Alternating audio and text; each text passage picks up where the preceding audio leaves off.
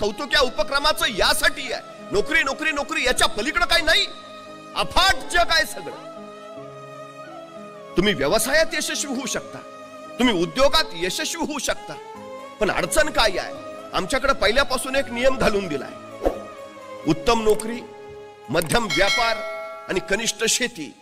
उद्योगाचा यात संबंधच नाही. तो करूच नाही, ते आपलं कामच नाही. मराठी माणसाला व्यापार जमत नाही, मराठी माणूस उद्योगात यशस्वी होत नाही, या मानसिकतेखाली आम्ही सतत दबतो आहोत. 350 वर्षापूर्वी छत्रपती शिवाजी महाराजांची जहाज युरोप, इराण, तुर्कस्तानला, मस्कतला व्यापार करायला जायची. मराठी माणूस व्यापार करत होता, मराठी माणूस उद्योगात होता, मराठी माणूस व्यवसायामध्ये होता. आम्ही ते विसरलो. आमची अडचण काय झाली आहे? आम्ही निवांत राहायला शिकलो आहे.